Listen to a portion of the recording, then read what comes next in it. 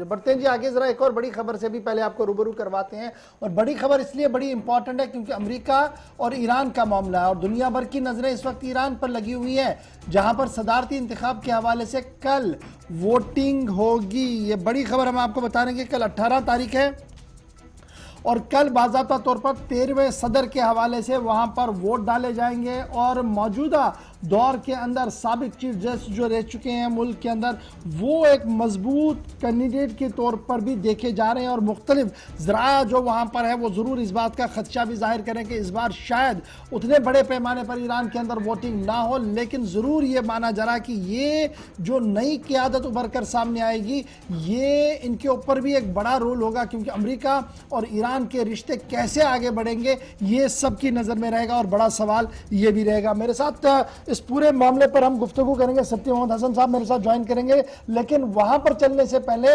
जरा एक नजर इस रिपोर्ट पर आप देख लीजिए और जरा बारीकी से समझिएगा कि ईरान के अंदर चल क्या रहा है और इसका असर पूरी दुनिया के अंदर क्या कुछ हो सकता है।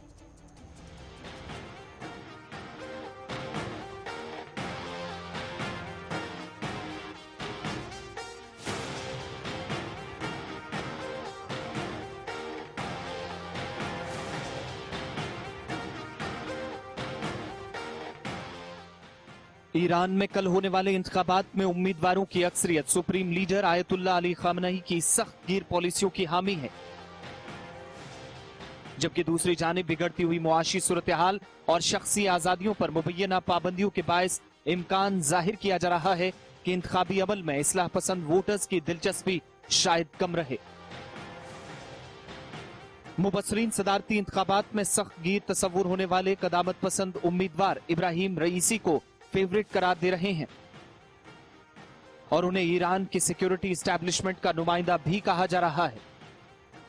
मुख्तलिफ रिपोर्ट्स ये बताती हैं कि ईरानी हुक्काम को उम्मीद है कि इंतखाबात में वोटर टर्नआउट ज्यादा रहेगा, लेकिन अब तक सामने आने वाले सरकारी जायजे के मुताबिक तकरीबन 5 करोड़ 90 लाख वोटर्स में से सिर्फ 40% वोट डालेंगे। नाक़िदीन का कहना है कि अमरीकी पाबंदियों के बायस ईरान की मईशत बुरी तरह मुतासिर हुई है। दूसरी जानिब सदारती उम्मीदवारों में सख्त गिर रहनुमाओं की अक्सरियत है। इन वजूहात की बिना पर इम्कान है कि कई वोटर्स इंतखाबात में हिस्सा नहीं लेंगे। 7 सदारती उम्मीदवारों में से 5 ईरान के रूहानी मजहबी पेशवा आयतुल्लाह अली खामनई की मगरिब मुखालिफ तर्ज फिक्र के हामी हैं। इनमें इब्राहिम रईसी और सईद जलीली सबसे नुमाया है। इंतखाबी दौड़ में सिर्फ 2 इस्लाह पसंद उम्मीदवार शामिल हैं। इस्लाह पसंद उम्मीदवार ईरान के मरकजी बैंक के साबिक सरबरा अब्दुल नासिर हिमती और साबिक नायब सदर मोहसिन मेहर अली ज़ादा कम मारूफ सियासी रहनुमा समझे जाते हैं। बाज मुबसरीन का ख्याल है कि वोटरों के लिए उम्मीदवारों में इंतखाब की गुंजाइश महदूद होने से इसे ईरान में इस्लाह पसंद सियासत की पसपाई कहा जा सकता है। जमीनी सूरत हाल का जायजा लेने के बाद पता चलता है कि पहले ही 2015 में ईरान के साथ जौहरी मुआहिदा खत्म करके अमेरिका के फैसले से ईरान में जिद्दत पसंद और मगरिब से ताल्लुकात बढ़ाने के हामी हल्के काफी कमजोर पड़े हैं। याद रहे कि 2015 के जौहरी मुआहिदे के बाद इस्लाह पसंद ईरानी सदर हसन रूहानी ने 2017 के इंतखाबात में वाज़े बरतरी हासिल की थी और दूसरी बार इस ओहदे के लिए मुंतखब हुए थे। ईरान के अंदर और बैरून मुल्क मुख्तदिर हल्कों की पॉलिसियों के मुखालिफिन ने सदारती इंतखाबात के बाइकआउट की भी अपील की है। इसके अलावा 2009 के इंतखाबी नताइज के खिलाफ तहरीक चलाने वाले रहनुमा मीर हसन मौसवी ने भी इंतखाबात के बाइकआउट की अवाम से अपील की है। मीर हसन मौसवी 2011 से नजरबंद हैं, जिसका बराह रास्त असर मौजूदा इंतखाबात तक देखा जा सकता है। बाज रिपोर्ट्स के मुताबिक अगर जुमे को होने वाले इंतखाबात में इब्राहिम रईसी कामयाब हो जाते हैं तो इस बात का इम्कान बढ़ जाएगा कि वो ईरान के रहबर आला अली खामनई की जानशीन होंगे। वाज़ेह रहे कि अली खामनई भी रहबर आला बनने से कबल 2 मरतबा सदर मुंतखब हो चुके हैं। ईरान में इंसानी हुकूक के लिए काम करने वाले ग्रुप्स बतौर जज इब्राहिम रईसी के 1988 में मुबैना तौर पर हजारों सियासी मुखालफिन को सजाए मौत देने के फैसलों के नाकिद हैं। रईसी को 2019 में खामनई ने चीफ जस्टिस मुकर्रर किया था। अगरचे अब तक कई जायजों और तज्जियात में इब्राहिम रईसी को फेवरेट करार दिया जा रहा है, ताहम इससे पहले भी ईरान में गैर मुतवक्का नताइज सामने आ चुके हैं। सन 2005 के सदारती इंतखाबात में महमूद अहमदी नजाद ने साबिक सदर अकबर हाशमी रफसंजानी को शिकस्त दी थी, जो उस वक्त फेवरेट उम्मीदवार तस्वुर किए जाते थे। तेहरान में मुकीम सियासी तज्जियाकार मानते हैं कि सईद जलीली हैरान कर सकते हैं और उन्हें नजरअंदाज किया जा सकता है, लेकिन सबसे ज्यादा अगर किसी की जीत के दावे या मौके हैं तो वो इब्राहिम रईसी के हैं।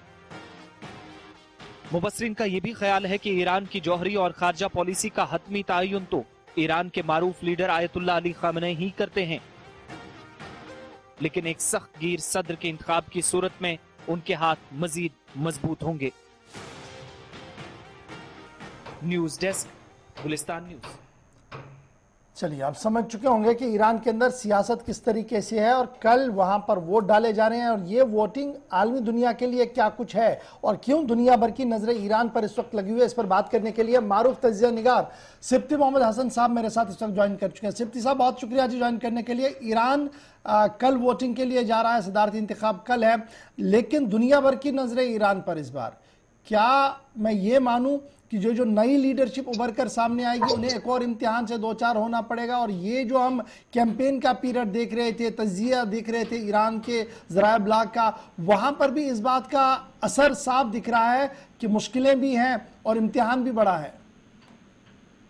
देखें, अगर आप ईरानी सियासत पे नजर डालेंगे तो इंकलाब की इब्तिदा यानी सन 1979 से ये एक सिलसिला शुरू हुआ है जो ताहाल जारी है। जो मौजूदा इंतखाबात के बारे में जो आपके टेस्ट ने रिपोर्ट बनाई है, चाहे आपकी नजर रहेगी, लेकिन उसमें आप ये देखें, आपने जलीली का कहा, दो ऐसे उम्मीदवार हैं जिन्होंने रईसी के हक में दस्तबरदारी की है, वो उनके हक में दस्तबरदार हो चुके हैं। अब सिर्फ 5 ही कैंडिडेट्स जो हैं वो मैदान में, जिसमें 2 इस्लाह पसंद है और 3 जिन्हें कदामत पसंद कहा जाता है।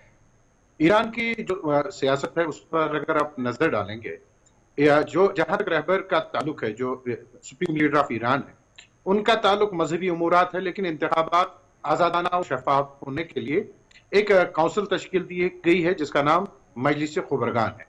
उसी की जिम्मेदारी है, उसी को ये सुपुर्द कर दिया गया है कि कौन उम्मीदवार इलेक्शन में हिस्सा ले सकते हैं।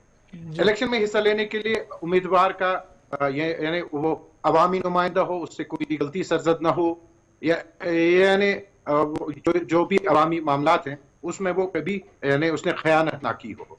जो 7 उम्मीदवार थे उसमें दो ने उनके हक में दस्तबरदारी दी। उसके बाद जो मुकाबला है, इस वक्त मुझे ये नहीं लगता है कि कदामत पसंद और इस्लाह पसंद के दरमियान मुकाबला है। मुझे ये दिख रहा है इस कदामत पसंदों के दरमियान मुकाबला है, क्योंकि अब जो मजबूत उम्मीदवार हैं दूसरी तरफ वो मोहसिन रजाई है, जो अल-कुद्स के साबिक सरबराह है, मोहसिन हसन रजाई, और जो 3 कैंडिडेट्स और हैं जिनके जो 2 असला पसंद हैं और 1 कदामत पसंद है। देखें, हर दुनिया की हर कोई जगह हर कोई पार्टी इलेक्शन में हिस्सा लेती है। जहां तक अब टर्नआउट की बात है, अगर आप टर्नआउट की बात देखेंगे तो जो दुनिया भर में इलेक्शन अभी तक मुनक्कद हुए हैं, पेंडेमिक की वजह से उसमें क्या शिरकत हुई है वो अभी आपके सामने है, लेकिन मुझे जो तेहरान से जराया ने जो मुझे मालूमात हासिल हुई है उससे यह अंदाजा लगाया जा सकता है कि कल एक बड़ी यानी इसमें आपको एक पेशरफ नजर आएगी। हर देहात, हर गांव, हर कस्बे से लोग भरपूर इसमें शिरकत करेंगे। उसकी 2 वजूहात हैं। जो इस्लाह पसंदों ने कौम से इससे पहले वादा किया था कि जब उन्हें वो इक़्तिदार में लाएंगे तो वो जो दुनिया भर की सैंक्शंस उन पे हैं वो उनके साथ नेगोशिएशन करेंगे और वो उसको ईज आउट कराने में कामयाब होंगे। जाहिर सी बात है, पहली दौर में उन्हें कुछ कामयाबी भी हासिल हुई, लेकिन जिसके बाद यकतरफा तौर पर ट्रंप ने उन पर वो दोबारा पाबंदियां आयद कर दी। उसने असलाह पसंदों के ख़ीमे को बिल्कुल तहस नहस करके रख दिया। अब आप ये देखिए, उनके पास इस इलेक्शन के लिए कोई बाज़ाब्ता तौर पर कोई उम्मीदवार नहीं था। हसन रूहानी के जानशीन के बारे में ये बताया जाता था कि उनके जानशीन जो है वो ज़रीफ साहब होंगे, जो ईरान के फॉरेन मिनिस्टर हैं, लेकिन उन्होंने कागजात नामजद की, क्या उन्होंने उसमें हिस्सा ही नहीं लिया। इससे ये जो अवाम है जो कदामत पसंद है, उन्होंने पहले ही कहा है कि हमें खुद एतमादी के और हमें अपने आप पर भरोसा करना चाहिए। दुनिया से हम बात करने से तो कासिर नहीं है, ना हम दुनिया से बात करने से अलग होना चाहते हैं, लेकिन आप ये देखें कि यूरोप ने जो हम पे पाबंदियां लगाई हैं उनका इस्तेदलाल ये है कि ये एकतरफा है और इसका कोई जवाब नहीं बनता है। एटमी हथियारों के हवाले से इमाम खामनाई जो सुप्रीम लीडर ऑफ ईरान है, उन्होंने बाज़ाब्ता तौर पर एक फतवा दे रखी है कि इस्लाम में इसकी कतई इजाजत नहीं है। और इस ईरान की अक्सरियत का ये मानना है कि जब वहां के सुप्रीम लीडर ऐसा बयान देंगे तो बिल्कुल उस पर अमल होगा। तो मैं सिद्धि हसन साहब इसको और जरा समझने के लिए एक चीज जानना चाहूंगा। पहले 7 फिर 5, और क्या अब मैं ये मानूं कि कल सुबह जब ईरान के लोग बाहर आएंगे वोट डालने के लिए, अब ये तादाद घटकर 3 तक रह गई है, मुकाबले में सिर्फ 3 लोग हैं? नहीं, अब 5 लोग हैं, इसमें 3 कदामत पसंद हैं और 2 जो उम्मीदवार अब सामने आए हैं, क्योंकि जो नामजदगी वापस लेने की तारीख थी वो कल थी, वो प्रोसेस तो मुकम्मल हो गया है। अब 5 उम्मीदवारों के दरमियान मुकाबला है, लेकिन कदामत पसंद और असला पसंद के दरमियान ये तो ईरान की इंटरनल पॉलिसी और मोहसिन रज़ाई के दरमियान मुकाबला दिख रहा है। राइट सर, अब मैं इसको जरा मगरिब की नजर से अगर देखूं, अमेरिका बड़ी गहरी नजर रख रहा है चुनाव पर, तो क्या एक्सपेक्टेशन होंगी इस वक्त ट्रंप एडमिनिस्ट्रेशन की कि क्या कुछ हो ईरान के अंदर, और क्या वाकई तौर पर किसी अमन अमल या पीस प्रोसेस या पीस डील की कोई उम्मीद अभी भी बाकी है? देखें, अभी आपने देखा जो जवाहरी महादा हुआ था, उसके एक बार फिर वियना में एक निशस्त हुई है और उसमें यह इत्तेफाक राय हुआ है कि इस सिलसिले को आगे बढ़ाया जाएगा। लेकिन जो ये उम्मीदवार मैदान में है, इन्होंने कहा कि हम मुज़ाकरात के खिलाफ नहीं है, लेकिन नतीजे खैज और जो हम पर बिना यानी किसी उज़्र के हम पर पाबंदी आयद कर दी गई है, जब तक उनका खात्मा नहीं हो तब तक किसी से बात करना सही नहीं है।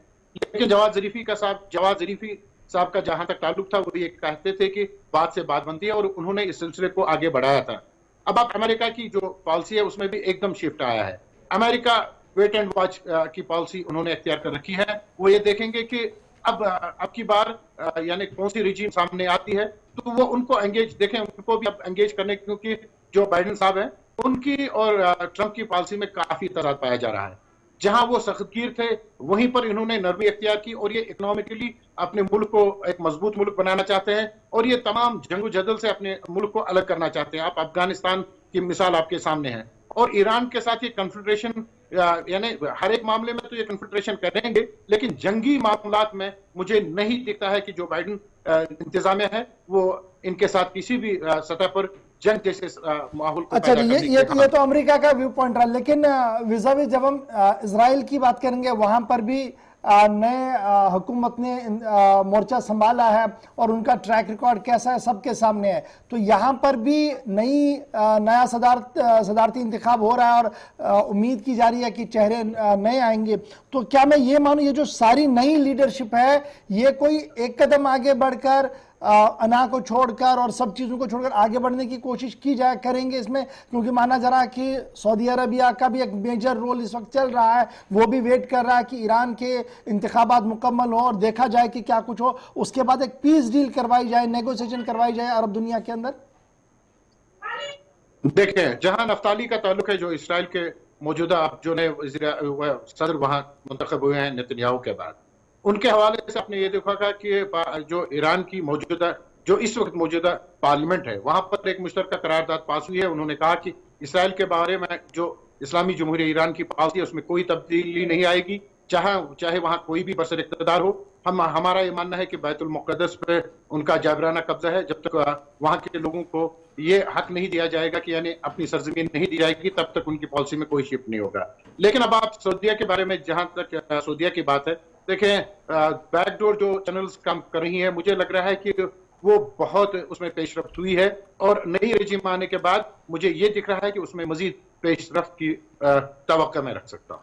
बहुत बहुत शुक्रिया सिफ्ती हसन साहब। ईरान के अंदर इंतखाबात कल होने हैं, नए सदर का इंतखाब होना, उससे पहले सियासत मशरिकी उस्ता के अंदर किस तरीके से, मगरिब किस तरीके से इसको देख रहा है, और ईरान के अंदर जो खबरें आ रही है कि वोटिंग शरह शायद कम होगी। सिफ्ती हसन का मानना है कि वोटिंग की शरह पेंडेमिक के बावजूद भी सही रहेगी। इंतजार कीजिए, कल तक जरूर हम आपको अपडेट करेंगे कि क्या कुछ वहां पर हुआ होगा। बढ़ते हैं।